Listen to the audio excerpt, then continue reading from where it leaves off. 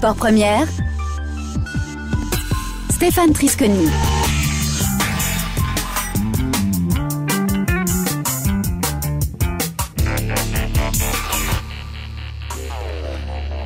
Ils aiment le sport, la découverte et la nature. Ils bravent le chaud, le froid et les tempêtes. Rien ne les arrête. Une fois qu'ils ont un défi en tête, ils font tout pour l'atteindre. Les sportifs aventuriers sont des phénomènes qui donnent parfois l'impression de vivre sur une autre planète. Mais c'est pourtant la Terre qu'ils aiment et pour elle qu'ils s'engagent, à l'image de Charles Edrich. Bonsoir. Bonsoir. On vous connaît bien dans Sport Première, on vous a reçu à plusieurs reprises. Vous avez 57 ans, vous avez notamment fait le Dakar à moto, le Vendée Globe en pirate, vous êtes monté au sommet de l'Everest, vous détenez le record de la traversée de l'Atlantique à la rame, vous êtes sur tous les terrains. J'oublie forcément des choses, parce que vous en avez tellement fait. Et puis votre dernier exploit, celui dont on va parler ce soir, la traversée du désert de l'Atacama, le plus aride du monde, 1300 km à pied, en solitaire, en 32 jours. C'était comment ? C'était extraordinaire, donc sans ravitaillement, donc je pars avec un chariot à son maximum, il pèse 150 kilos, donc c'est fantastique, donc je réalise, je vais au bout de 1300 km en 32 jours avec un peu plus de 40 km par jour, paysage extraordinaire, magnifique. Vous deviez partir à deux au début, non ? Voilà, avec Sylvain Bazin, et puis au dernier moment, il a eu un souci familial, donc il ne pouvait pas s'absenter de France aussi longtemps. Donc je suis parti tout seul. Et jamais vous ne vous êtes dit, on stoppe l'aventure, seul c'est de la folie ? Non, sur cette aventure, alors évidemment j'étais extrêmement déçu qu'on parte pas ensemble, mais sur ce type d'expédition, le fait d'être deux, pour ce qui est de l'expédition elle-même, n'est pas un élément absolument déterminant, contrairement à d'autres expéditions.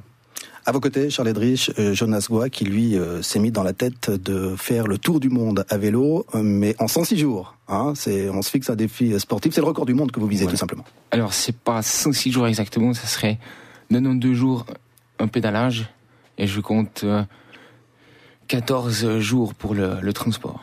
Parce que, il faut le dire, il y a des vols, il y a des bateaux à prendre aussi pour pouvoir faire le tour du monde. Ouais. Oui. Et puis tout ça doit être organisé à la minute. Donc c'est vraiment difficile après sur place en fait de voir tout ça, organiser le carton parce que le carton bien sûr me suit dans la soute. Donc ça sera aussi difficile. On va parler évidemment de ces préparatifs. Ce sera l'an prochain que vous partirez, au mois d'avril, le 2 avril. J'espère. Ah, vous espérez ? C'est pas encore sûr ? Non, je déciderai fin octobre. Pour quelle raison ? Est-ce qu'il y a un petit doute ? Le budget financier, pour l'instant j'autofinancie mon projet. Donc j'ai un budget de 64 000. Et voilà, pour l'instant j'ai peu de sponsors. J'ai des sponsors matériels, mais pas de sponsors qui me donnent des dons financiers, voilà. Charles Edrich, vous l'avez dit, vous êtes parti avec un chariot de 150 kilos. Jonas Goa, vous aurez un vélo avec une petite sacoche. On va dire ça, il est vraiment léger. J'en aurai 4, avec, on va dire, 10 kilos de chargement, plus le vélo de 8 kilos, ça fait 18 kilos. Charles Edrich, vous qui avez fait tous les sports, j'ai regardé dans votre biographie, le cyclisme pour l'instant. Si, j'en ai fait un peu. J'en ai fait un peu. Donc, quand je cours sur Ironman, il faut quand même s'entraîner un petit peu. Ça n'a rien à voir. Toi, tu fais, donc ta moyenne par jour, c'est 300, un peu plus de 300 km. Oui, c'est ça. Donc, c'est complètement dingue. Mais un Ironman, il faut quand même courir sur 180 km. Et puis, je suis allé à Istanbul, en partant de France, à vélo, en enchaînant tous les plus hauts sommets de chaque pays donc traversé. Non, moi j'adore ça, et j'ai même des projets en vélo. J'ai des projets. Le projet, c'est un petit peu dans son esprit, c'est de partir d'Europe, d'aller jusqu'au détroit de Bering en remontant au nord de la chaîne himalayenne, donc la Sibérie, traverser en hiver du côté sur les glaces du détroit de Bering. On peut faire du vélo là-bas ? Ah bien sûr, avec des pneus à clous, on peut circuler sur la glace. Et puis après, redescendre la totalité de l'Amérique du Nord et de l'Amérique du Sud. Si, il y a des tas de choses. Le vélo, c'est extraordinaire. Hein. Donc, on peut faire des distances. Alors, ce qui m'impressionne le plus, là, c'est les plus de 300 km. Là, effectivement, j'ai du mal à percuter, quoi. Jusqu'à 200, 250, ça me semble accessible. Plus de 300, là, ça me semble complètement. Ça fait. Enfin, mon but, ça serait de rouler entre 18 et 19 heures par jour. Alors là, c'est pareil, hein, ça me laisse les bras ballants. Ouais. Si je prends, par exemple, ce que j'ai fait sur le désert de l'Atacama, j'y arrivais dans la durée, hein, parce que sur 2-3 jours, ça, il n'y a aucun souci. Hein, à la limite, rouler 20-22 heures, ça, c'est pas un problème. Mais dans la durée, si je prends, par exemple, l'Atacama, dans la durée, je me vois mal arriver à être en mouvement plus de 15 ou 16 heures par jour. Jonas Goua, vous êtes entraîné, vous, pour justement faire ces 19 heures par jour, sur autant de kilomètres? Je m'entraîne maintenant parce que j'ai une course cet été qui part de Bruxelles à Istanbul. On est 6 Suisses à faire. Et ça fait 4400 kilomètres. La transcontinentale, c'est ça? La transcontinentale, on a 4 checkpoints, Mont Ventoux, Sestriere, Vukovar et Mont-Levens. Et a priori, on se dit que le plus dur, c'est le Mont Ventoux, c'est pas le cas? Non, ça serait Sestriere-Sousa. On a 40 km dans les Alpes italiennes, avec les pavés, les pistes, beaucoup de crevaisons à prévoir. Et puis aussi, s'il pleut, on est un petit peu embêté parce que on n'a pas des pneus assez gros. Je pars sur du 25, moi, alors c'est très fin. Et on verra ce que ça donne. Ça tape beaucoup, hein. Ça tape beaucoup. En combien de temps, donc? Moi, je prévois entre 12 et 13 jours. Donc, ça fait 360, 400 kilomètres. Et le premier, je pense, qui est... le premier, celui qui a gagné les 2 premières éditions, a fait environ 450, 470 par jour. Voilà. Bon, donc ça fait un petit peu l'exploit. Ça fait du 20 heures par jour. 4400 km en guise d'échauffement pour le Tour du Monde de l'an prochain. C'est pas mal. Qu'est-ce qui vous a pris d'avoir cette idée de faire ce Tour du Monde, Jonas? Moi, déjà en 2012, j'ai fait un tour en Australie. Et c'est ça qui m'a permis d'évoluer dans le vélo. Je suis parti de Melbourne.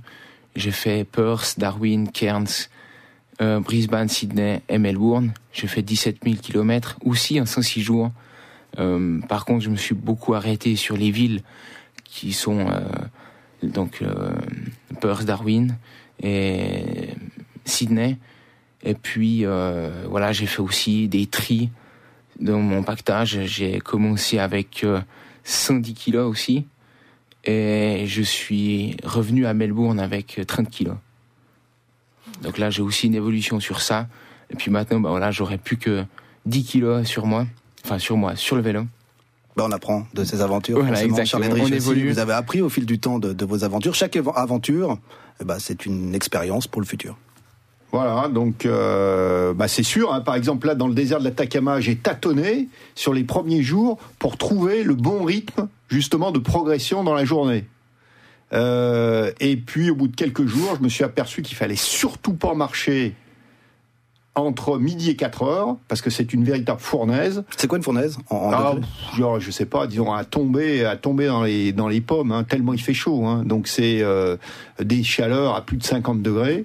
Donc au début, je me disais, t'essayes d'avancer, mais c'est absolument pas le bon rythme. D'abord parce qu'il y a risque de malaise, et puis en plus, on transpire tellement que du coup, on consomme beaucoup d'eau. Donc après avoir tâtonné, donc j'avançais, je me mettais en mouvement à 2h du matin jusqu'à midi, pause, grosse sieste entre midi et 4h, et je me remettais en mouvement jusqu'à 20h, 21h. Vous faites comment une sieste au milieu du désert ? Là, c'est pareil, adaptation. Hein. Au début, impossible. Pourtant, je suis un très bon dormeur naturel.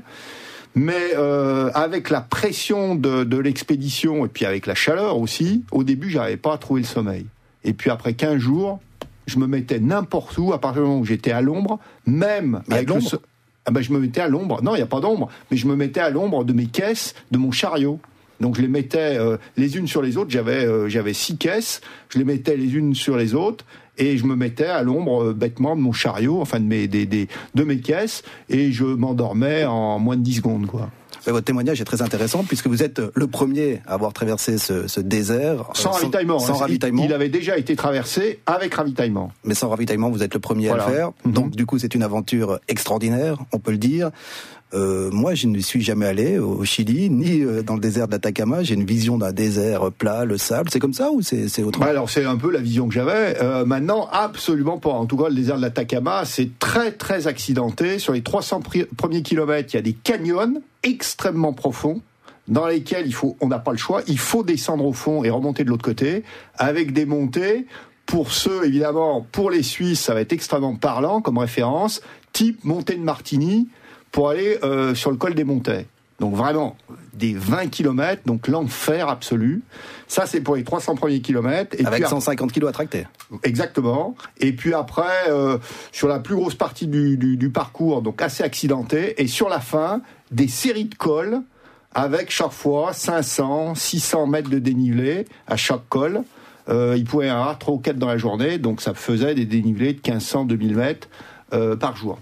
Sans assistance, ça veut dire que vous avez eu faim, j'imagine, soif aussi, ou bien est-ce que vous aviez tout prévu ? Alors, faim, j'avais 1 kilo, des rations d'1 kilo par jour, 5000 kilocalories. Donc, normalement, 5000 kilocalories, c'est pas mal. Je sais pas combien tu prends, toi, par jour.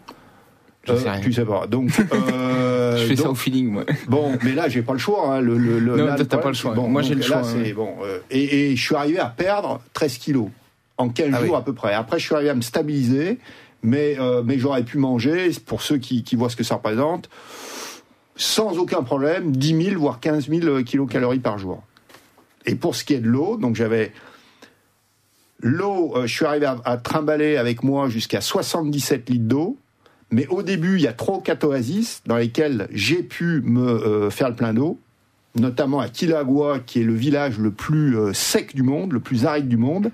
Mais il y a un petit rio qui descend de la cordillère des Andes, c'est un espèce de petit torrent dans lequel j'ai fait le plein d'eau. Et à l'arrivée, pour ceux qui ont entendu parler, il y a eu des inondations complètement exceptionnelles 1 mois avant que je parte. C'est la première fois qu'il pleut dans le désert de l'Atacama. Ouais, c'est complètement dingue. Oui, mais alors en plus tragique, parce qu'il y a eu des tas de morts, de réfugiés et compagnie. Mais pour ce qui est de mon expédition, il restait quelques flaques, quelques mares d'eau, et donc j'ai pu aussi faire le plein d'eau donc dans ces flaques.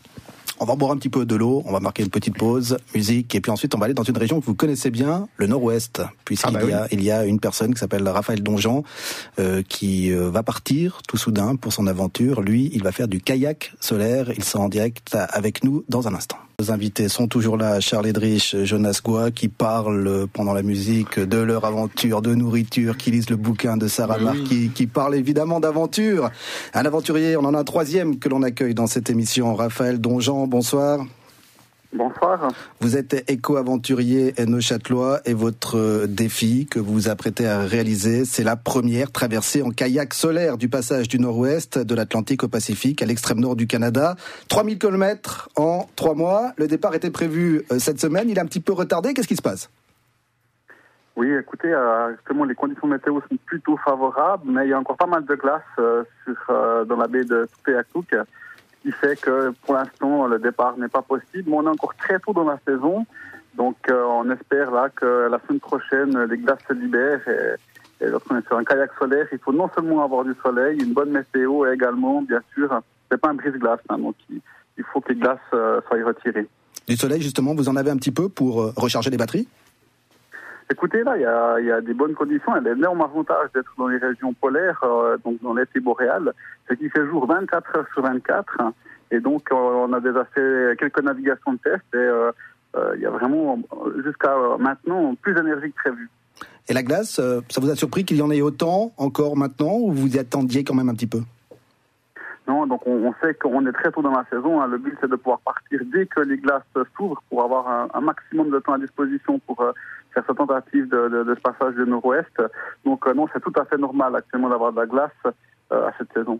Raphaël Donjean, il y a dans notre studio Charles Edrich, qui lui aussi est allé dans le nord-ouest, à la rame. Vous avez traversé, enfin il y aura encore un petit bout pour finir l'aventure. Elle a commencé il y a 2 ans. Les glaces, vous connaissez bien. Ouais, je connais un petit peu déjà à travers les expéditions polaires, donc des expéditions au pôle Nord ou en Antarctique. Et puis, pour ce qui est de la rame, donc je suis parti du détroit de Bering, et pour l'instant j'ai fait 5000 km, et mon petit bateau m'attend à Taillolac. Et l'an dernier, j'étais à Tutuyaktuk, où Raphaël, je pense, tu te trouves actuellement. Exactement, on est à Tuk. Tutuyaktuk. Exactement, voilà. C'est le village dans lequel il est en direct avec nous ce soir. On l'a dit, 3000 km en 3 mois, le temps est serré. Le bateau, est-ce qu'il est assez résistant? Parce que j'ai regardé comme ça des photos, je me suis dit, oula, c'est un petit bateau, est-ce qu'il est résistant pour ces glaces? Écoutez, c'est le but, c'est une première. Personne n'a jamais été tenté de se déplacer à l'énergie solaire à ces latitudes, que ce soit au niveau du pôle sud ou du nord. Donc c'est une première, et on a pris un kayak d'expédition qui est très léger, un kayak Nautired d'expédition, le même qu'Anne-Kemeray, donc qui fait avec moi cette aventure. Et on a rajouté des panneaux solaires également très légers, très performants, qui ont été développés à Neuchâtel-Ouxem. Et maintenant, en théorie, ça fonctionne. Il faut voir si la pratique va rejoindre la théorie. Et c'est pour ça qu'on est là. En théorie, c'est 50 km par jour que vous visez. On estime une moyenne de 50 km par jour. Peut-être qu'avec des bonnes journées, on pourra faire plus. Mais on espère faire 50 km de moyenne par jour. Alors, je disais en introduction, vous êtes aventurier. Vous êtes aussi, comme tous les aventuriers, très attaché à la planète Terre. Cette expédition avec ces panneaux solaires, c'est logique dans votre démarche. Il y a l'exploit sportif, mais il y a aussi toute une contribution à la nature. Disons, parce que il y a 2 éléments importants pour cette expédition, comme dans toutes les expéditions que j'ai pu faire auparavant. Tout d'abord, c'est une démonstration du potentiel des énergies renouvelables, qu'on a tout ce qu'il faut pour changer. On a les technologies, on a les connaissances, on a les énergies renouvelables. Et la deuxième chose, je dirais, c'est faire rêver les gens. C'est une aventure un peu à la Jules Verne. C'est un vaisseau solaire avec lequel on va essayer de traverser le passage du nord-ouest et les glaces, un endroit qui est assez mythique. Un endroit aussi qui subit les réchauffements climatiques. Et voilà, le but, c'est aussi de pas seulement montrer les difficultés qui nous attendent, mais aussi les solutions.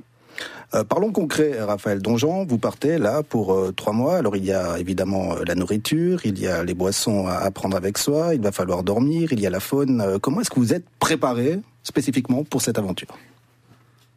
Tout d'abord, il y a quand même une bonne préparation physique. On est dans un kayak, donc c'est une petite embarcation. Ensuite, on a des routeurs météo. Nous, il faut, comme j'ai expliqué auparavant, tenir compte des paramètres météo qui sont classiques avec n'importe quel bateau, n'importe quelle embarcation. Donc le vent, les conditions de mer, on peut pas aller avec n'importe quelle mer avec cette embarcation. En plus, il faut tenir compte de l'ensoleillement. La stratégie va être complètement différente parce qu'on a un ensoleillement qui est permanent, donc ça va complètement changer notre stratégie. Ça, de nouveau, personne n'a fait auparavant. Et puis ensuite, il y a les questions des glaces. Donc on a des très bons routeurs, on s'est préparé, que ce soit du point de vue physique, du point de vue du matériel. On a essayé de mettre toutes les chances de notre côté. Et maintenant, le but, c'est d'aller voir si tout ce qu'on a imaginé va fonctionner. Et vous allez dormir sur votre kayak ou est-ce que vous allez vous arrêter sur les glaces pour planter un campement? Alors nous, on fait du cabotage. On a un kayak, une embarcation très légère qui nous permet de nous enfiler à peu près partout, même s'il y a peu d'eau. Donc le but, c'est de s'arrêter, si possible, sur la terre ferme. Si maintenant la glace nous le permet, on peut tout à fait imaginer s'arrêter sur un petit iceberg, peut-être même qui va dériver dans la bonne direction et qui nous amènera en direction, en l'occurrence pour nous, de l'Atlantique. Charles Edrich, vous écoutez attentivement Raphaël Donjean. Vous pensez que ça peut marcher, là, son aventure? Parce que c'est une vraie aventure dans laquelle il se lance. Comme toute aventure, si c'était gagné d'avance, il y aurait beaucoup de gens qui partent sur ce genre d'expédition. Donc, c'est une première. Maintenant on verra le résultat. Moi, l'an dernier, j'étais persuadé d'aller au bout. En 2 saisons, moi je suis parti sur 6000 km et puis j'ai été bloqué par les glaces. Cette année, que ça soit Raphaël ou moi ou Anne, on était ensemble à Tutuyaktuk l'an dernier, Anne-Kemeray.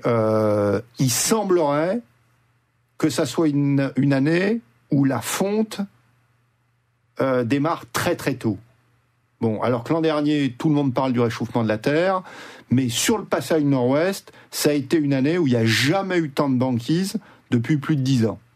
Donc voilà. Donc après, si Reinhold Messner avait attendu que la communauté, même des alpinismes, pense que c'était jouable d'aller sur l'Everest sans oxygène, il aurait attendu longtemps. Hein. Il était à peu près seul contre tout le monde et il l'a fait. Donc après, on verra. Donc. On verra dans 3 mois, et après ces 3000 km, si Raphaël Donjean va réussir son aventure. Il y a aussi la faune, hein, Raphaël, sur place, beaucoup d'animaux marins, des animaux atypiques que l'on n'a pas l'habitude de voir chez nous. Vous les redoutez un petit peu? Vous êtes équipé si jamais vous croisez un ours? Tout d'abord, sur le fait de réussir, vous savez, pour nous, c'est une démonstration. Et si déjà on arrive à faire fonctionner, on a déjà réussi à développer ce kayak solaire, personne n'a jamais fait auparavant. Si déjà on arrive à naviguer, à faire un bout de navigation, à naviguer au solaire à ces latitudes, on aura déjà fait une belle démonstration. Donc pour moi, je suis plutôt dans une tentative d'aller le plus loin possible. On verra bien où tout ça nous emmène. On n'est pas sur une aventure où il faut à tout prix boucler et faire un exploit et réussir. Nous, on est plus sur une tentative, une démonstration. On verra bien jusqu'où on peut aller. Et puis c'est une première, hein. Ça va permettre peut-être à d'autres ensuite d'utiliser cette énergie solaire. Par exemple, des scientifiques en Antarctique qui aujourd'hui se déplacent avec des moyens de locomotion qui sont extrêmement polluants. Au niveau de la faune, bien sûr, on est préparé. Donc on a une arme avec nous et on a également des fusils qui nous permettent de nous protéger des ours blancs. Mais bon, c'est pas quelque chose qui nous inquiète particulièrement. Je connais bien Jean Troyet, Mike Horn ou Pierre Morand, d'autres personnes qui ont qui sont déjà venues dans ces régions de manière fréquente, à pied. Et c'est à cette saison, et ils ont autre chose à manger que des vieux êtres humains comme moi. Alors vous êtes à Tuktoyaktuk. Quelle est la température sur place là juste avant votre départ?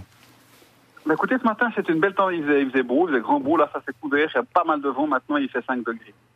5 degrés. Et le vent, Charles-Edrich, vous en souvenez, hein, moi je commentais votre aventure, on vous recevait en direct via satellite, il y avait des rafales de vent énormes, c'était un traumatisme ça. Alors là on est sur de Tuktoyaktuk à la sortie, c'est la même chose pour moi, hein. Je suis à Taillelac, donc j'ai déjà fait de Tuktoyaktuk 2000 km.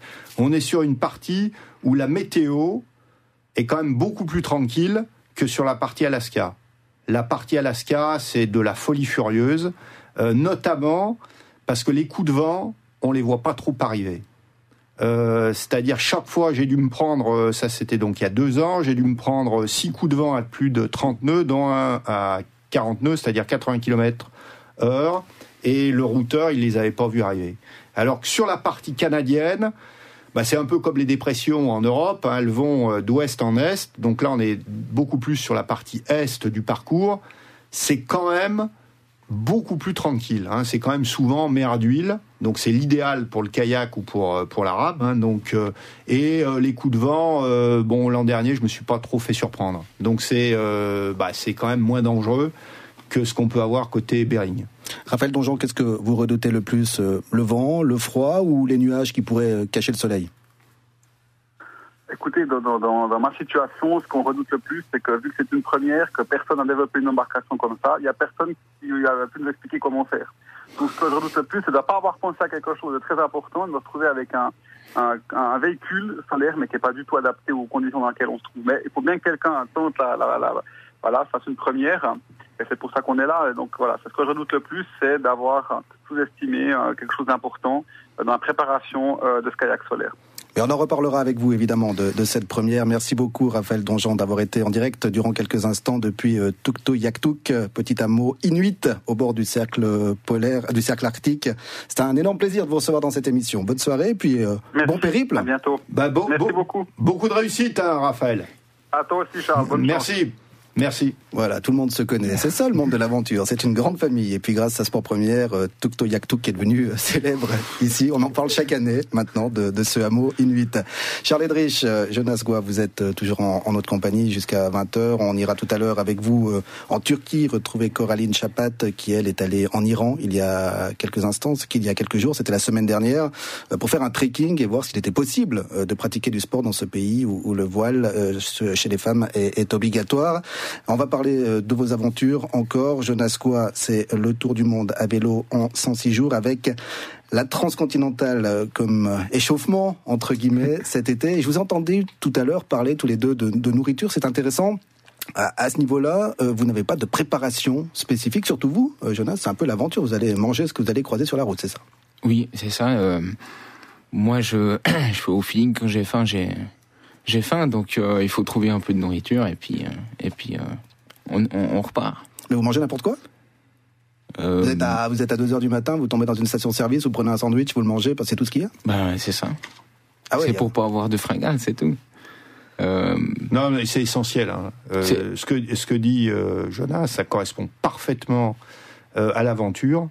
Souvent, on pense que pour être sur le terrain, pour faire des choses extraordinaires, il faut être très porté sur la diététique, sur l'alimentaire. Pas du tout. Au contraire, il faut être au contraire capable de manger un petit peu n'importe quoi.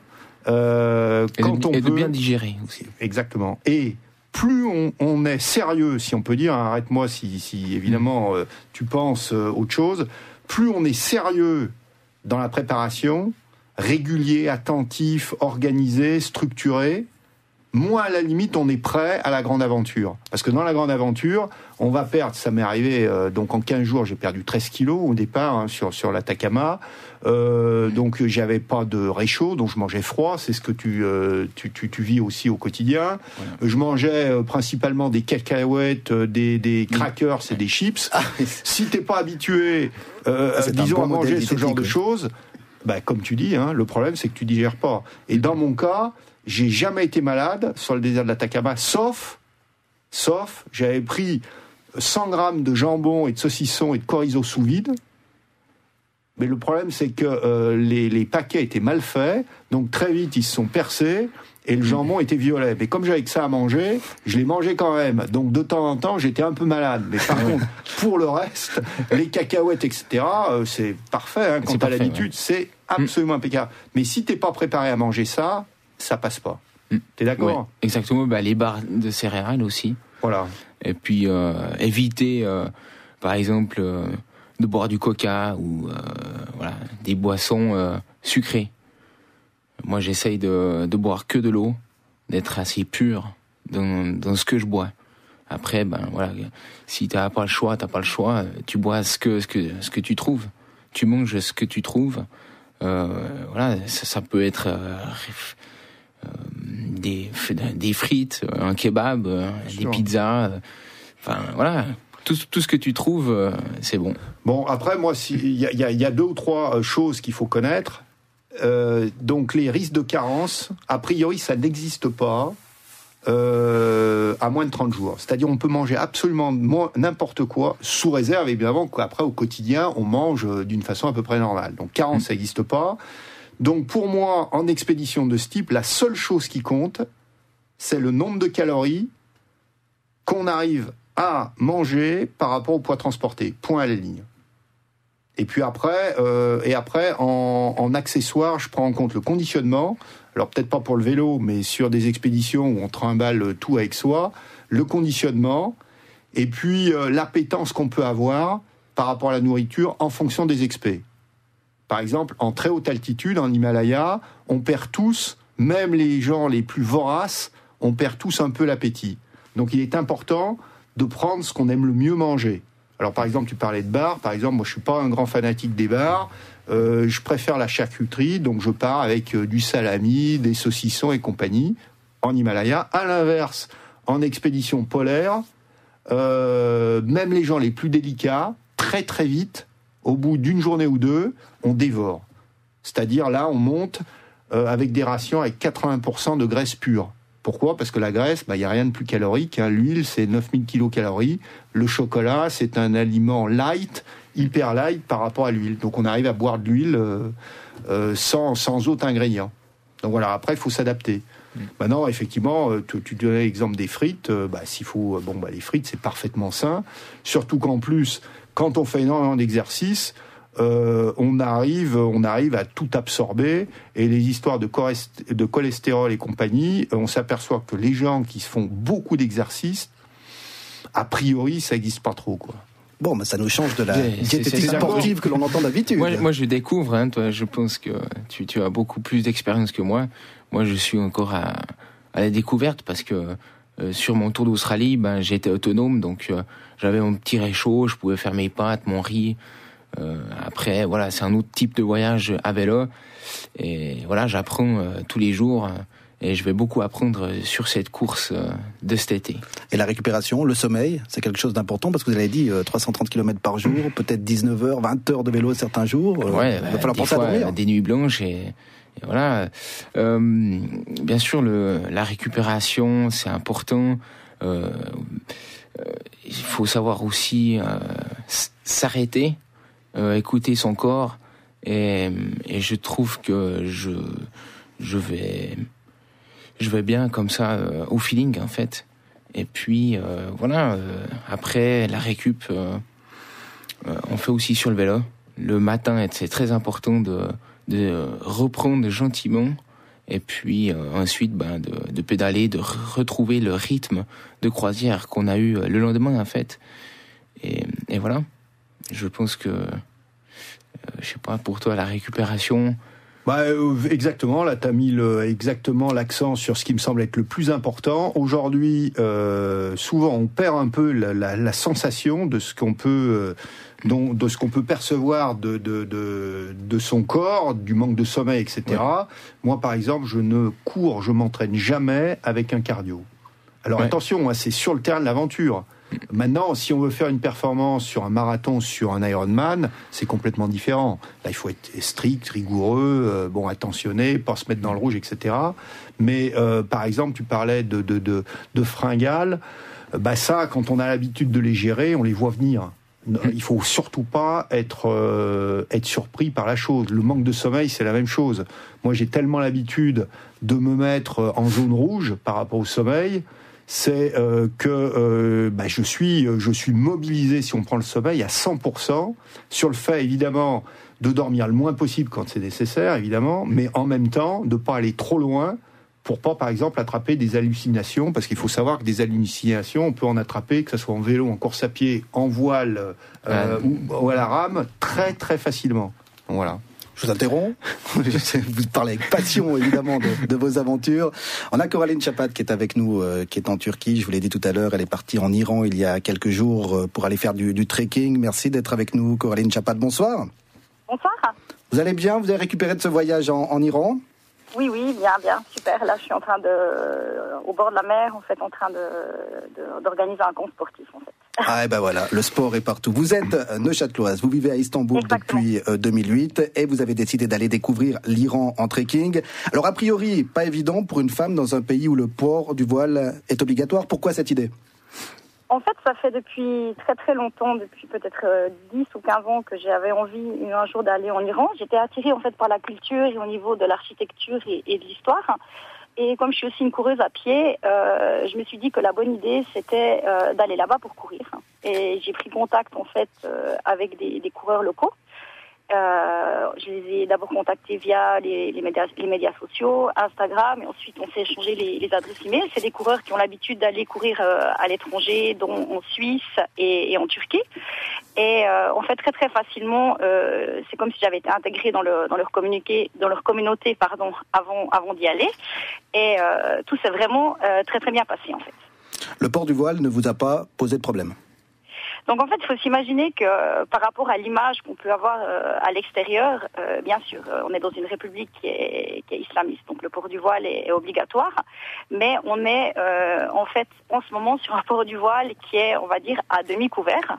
Sur ce qu'on voit par exemple un petit peu fashion de cette façon-là, à la moitié de la tête ouverte dans la rue. Et en fait, ce qui était assez intéressant, c'est que dès qu'on fait du sport, les gens, en fait, les femmes font du sport, ils font de la course à pied, bien sûr pour être en santé, bien sûr pour la performance, mais c'est aussi une façon d'avoir un peu plus de liberté. Parce que dès qu'on va dans la montagne, plus on va en hauteur, moins on se court. Et moi, je suis montée jusqu'à 3000 mètres d'altitude en courant, et en haut, toutes les filles, on était en brassière de sport, la tête à l'air, et on était en Iran. Par contre, en ville, c'est impossible. En ville, en fait, ce qui se passe, c'est que si vous voulez courir en ville, normalement, il vous suffit de mettre un bandana. En fait, la police va rien vous dire du tout, parce que c'est en fait ce que disaient les filles. En fait, si vous allez vous marcher dans la rue, les gens, bien sûr, il y a cette contrainte vestimentaire, mais dès qu'on fait du sport, les gens disent, en plus, elle court, donc on va pas lui dire pourquoi t'es pas complètement couverte, en fait. Donc il y a une façon en fait assez cool. L'approche du sport est assez cool en fait. Vous l'avez dit, Coraline Chapat, vous vous êtes entourée pour cette aventure. Est-ce que partir seule était quelque chose de possible, d'envisageable ou pas du tout? En fait, pour moi, c'était envisageable. J'avais une très grande confiance au départ par rapport au lien que j'ai créé avec cette communauté de coureurs à Téhéran, donc des filles et des garçons. Et j'avais vraiment en fait l'impression que tout allait bien se passer. Et quand je suis arrivée, j'ai été accueillie comme si on se connaissait depuis des mois. Je suis restée habitée chez eux. En fait, je suis même pas allée à l'hôtel. En fait, je suis restée à l'habiter chez eux. Et tous les matins à 5h30, on partait de la maison. Faut s'imaginer qu'en fait, Téhéran est entouré de montagnes. Il y a le sommet de Tochal à 4200 mètres d'altitude. Et il suffit de conduire 15 minutes en voiture et vous êtes directement au pied de la montagne. Donc on partait le matin à 5h30, à 6h moins quart, on commençait de courir jusqu'à 8h ou 9h ou 10h parce qu'il faut s'imaginer qu'il fait assez chaud. C'est un climat qui est plus chaud que la Suisse. Et c'est vraiment... les paysages sont incroyables. Il faut surtout s'imaginer, c'est que vous habitez à 1700 mètres d'altitude et en 45 minutes, 1 heure, vous êtes à 2500 mètres, 3000 mètres d'altitude. Est-ce que les Iraniens, et les Iraniennes surtout, pratiquent beaucoup de sport? Oui, en fait, ce que je disais, c'est que pour les femmes, faire du sport, c'est une certaine façon de toucher à plus de liberté. Par exemple, je suis aussi allée visiter des centres de fitness, et que ce soit en Turquie, en Suisse, normalement, les gens qui vont faire du sport dans un centre de fitness restent en moyenne combien, 1 heure, peut-être 1h30 au maximum. En Iran, à Téhéran, les femmes qui vont faire du sport, donc c'est des centres de fitness qui sont ouverts soit que pour les femmes, soit qui sont ouverts la moitié de la journée pour les hommes, la moitié de la journée pour les femmes. Les femmes restent 3 heures, 3h30, 4 heures faire du sport. Et c'est dernière technologie d'équipement. Les filles sont super sportives. Elles connaissent que ce soit les entraînements CrossFit, l'entraînement fonctionnel, etc. Donc vraiment en Iran, faire du sport, c'est pas seulement pour être sain, mais c'est une façon de s'exprimer en tant que femme et d'être plus libre. Jonas Goua, l'Iran, vous allez traverser ce pays durant votre tour du monde à vélo ou pas du tout? Non, je m'arrête à Istanbul. Vous arrêtez à Istanbul. Vous irez dire bonjour à Coraline Chapat, qui est à Istanbul, justement. Volontiers. Charles Edrich, vous connaissez ce pays, l'Iran? Non, je suis très impressionné. Donc, projet fantastique. Donc, et bon, c'était un petit peu dans le même esprit quand je suis allé en Afghanistan à plusieurs reprises. C'était, disons, pour faire des rencontres un peu extraordinaires et pour faire en sorte que les Afghans aient d'autres soucis que les talibans, les bombes, les attentats. Donc, et pour effectivement développer ce genre d'activité en Iran, notamment auprès des femmes, c'est fantastique. Coraline Chapat, à vous écouter, on se dit que depuis la Suisse, on a beaucoup d'idées préconçues sur l'Iran, des idées qui apparemment sont fausses. C'est juste? Complètement. En fait, moi, là, au mois de septembre, je vais organiser en fait un camp d'entraînement en Iran de course à pied. Parce qu'à la fois, ça m'a vraiment plu en termes de possibilités d'entraînement, en termes d'infrastructure. C'est vraiment très très moderne. Il y a aussi à côté de la course à pied beaucoup de choses culturelles à voir. Et j'ai vraiment je vais organiser en fait un camp d'entraînement de 3 ou 4 jours. Il faut s'imaginer que c'est un pays qui est vraiment super moderne et quand j'étais là-bas et même maintenant à mon retour, j'arrive toujours pas à comprendre à quel point on peut avoir une si mauvaise image d'un pays qui est en fait si différent. Et les paysages, puisque vous avez pu faire du trekking dans les montagnes iraniennes, quels sont les paysages par rapport à la Suisse que l'on connaît? Par rapport à la Suisse, c'est très nu. C'est vraiment, on va dire, les montagnes sont très pelées. Il y a un petit peu d'air, mais c'est très très pelé. Il y a des bergers avec les moutons qui sont en train de jouer de la flûte en haut des rochers. Sur le chemin qui monte au sommet de Tochal, il y a plusieurs refuges. Des refuges comme on en trouverait en Suisse, où les gens peuvent rester une nuit pendant qu'ils font l'ascension. Moi, je suis pas montée jusqu'à Tochal à 4200 mètres, je me suis arrêtée à 3000 mètres. Pour courir, j'avais pas le temps de monter juste tout en haut. Sur les plus hauts sommets, bien sûr qu'il y a encore un petit peu de neige. Et comme je disais, très pelé, moins rocheux qu'en Suisse en fait. Pour les amateurs de trek qui nous écoutent peut-être ce soir, vous conseillez l'Iran comme destination ? Oui, bien sûr. Il y a surtout le sommet de Damavand, où là j'organise en fait un deuxième voyage au mois de début août, Damavand, pour cette fois faire l'ascension du mont Damavand. Et c'est clairement en fait ce que je me suis rendu compte en discutant avec les alpinistes et les sportifs sur place. Moi, en faisant mes recherches avant mon voyage, je pensais qu'il y avait seulement Tochal et Damavand près de Téhéran. Il y a plein de sommets qui sont au milieu du pays. Et c'est vraiment incroyable en termes de technologie, en termes de matériel sportif. Ils ont les derniers équipements sportifs, les dernières marques, etc. Je veux dire, c'est pas du tout un pays du tiers-monde. Merci beaucoup, Coraline Chapat, pour ce témoignage, pour nous avoir fait partager votre aventure. Vous l'avez dit, là, vous êtes en Turquie, au bord de la mer. Qu'est-ce que vous faites exactement? Vous préparez un camp de sport, c'est juste? Là, en fait, j'organise un camp de sport pour des sportifs. Donc, ça m'arrive à la fois, moi, de m'entraîner et d'entraîner les gens. Et la semaine prochaine, j'ai en fait un marathon de montagne de 45 km dans les montagnes de la mer Noire, en fait, en Turquie. Bon, vous courez beaucoup. Du coup, on a eu beaucoup de chance de vous avoir ce soir durant une dizaine de minutes dans ce Sport Première. Merci beaucoup. Merci beaucoup. Merci à vous de m'avoir accueilli. Je vous souhaite une bonne soirée. Une bonne soirée à vous aussi. Allez, on marque une petite pause musicale et puis on retrouve Charles Edrich et Jonas Goy jusqu'à la fin de cette heure, jusqu'à 21h. Se marre, Jonas Goy, parce que je lui ai dit attention, on va reprendre, il n'arrête pas de parler, Charles Edrich et Jonas Goy d'aventure, évidemment. Là, il était question, cette fois-ci, de sacoche. Exact. Ah, de sacoche. Bah oui, des fameuses sacoches. Ouais. On parlait tout à l'heure avec vous d'alimentation, de récupération, de préparation. On peut tout préparer, Charles Edrich, sauf l'accident. Et l'accident, vous l'avez connu, vous, durant cette traversée du désert de l'Atacama. Déjà, en soi, c'est difficile, mais en plus, quand on se blesse à une cheville, c'est l'enfer. Oui, alors l'enfer, faut relativiser, parce que disons, l'enfer, c'est quand il y a vraiment un danger physique. Donc là, sur l'Atacama, et c'est un peu partout le cas sur tous les déserts du monde, c'est que s'il y a vraiment un gros problème, c'est catastrophique pour l'expédition elle-même, elle se termine, mais on n'est pas en danger vital.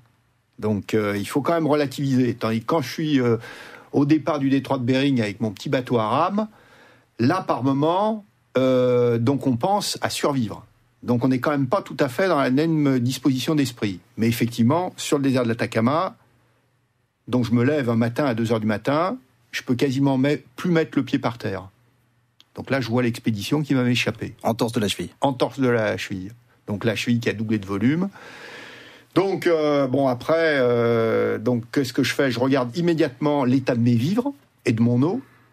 Donc je pense que je peux rester 5-6 jours, mais 5-6 jours, c'est pas assez pour soigner une entorse. Donc je prends la décision de continuer. Je lève le pied, je tombe à 18-19 km par jour. J'ai comme remède une boîte d'anti-inflammatoires, 20 comprimés, pas un de plus. Donc j'en aurais utilisé 9. Et puis à chaque pause, je mets mon pied le plus haut possible pour que ça dégonfle. Et puis alors 2-3 jours, donc je suis mobilisé parce que souvent on me dit mais vous rêvez dans ces expéditions, vous avez le temps de contempler le paysage. Je dis non. On est tellement, le défi physique est tellement important. Je sais pas si. C'est exactement ça. Bon, on est dedans. Moi j'ai le trafic en plus, donc. Voilà, en plus. C'est-à-dire on est dedans, il faut faire les kilomètres. Quand on n'avance plus, il faut boire, il faut récupérer, il faut dormir. On ne pense qu'à ça. Alors, le moment, en plus, où je me fais une entorse, l'obstacle est là. J'arrive à la gérer en 4-5 jours. J'arrive à la stabiliser, l'entorse. Après, elle commence à dégonfler. Et puis après, pour m'amuser, si on peut dire, j'arrive à faire ma plus grosse journée. Je fais 61 km dans la journée avec mon chariot, donc 6 jours après l'entorse. Ça amuse comme on peut, quoi. Voilà. Jonas Goy, vous redoutez quoi? Vous partez pour 30 000 km, l'accident, il peut arriver à n'importe quand. La blessure aussi, physique? La blessure, bien sûr, l'accident, parce qu'il y a beaucoup de trafic. Et voilà, moi, je pense qu'une déchirure musculaire me permettrait d'un petit peu d'abandonner ce record du monde. Parce que il y a un temps qui est donné, donc je peux pas me permettre de me reposer 5-6 jours pour une déchirure ou une entorse. Et puis voilà, après c'est foutu, quoi. C'est des années de préparation pour peut-être rien au final. Donc je me prépare à ça aussi. Je me prépare aussi à la mort. bien sûr qu'un camion, une voiture me voit pas. Je vais très vite, je suis très léger, donc je vais plus à entre 18 et 25 km/h, comme les cyclo-voyageurs qui sont dans le monde. Et puis là, moi, je roule entre 30 et 35 km/h. Et même avec le vent dans le dos, j'arrive à 40. Donc c'est très, très, très vite.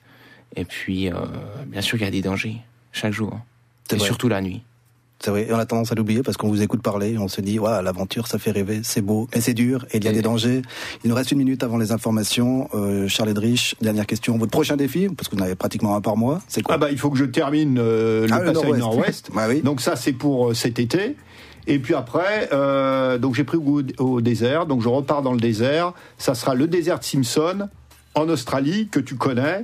Ouais. Et là, ça sera pour battre le record de vitesse, qui aujourd'hui est de 35 jours, et je pense que je peux le tomber à 20 jours.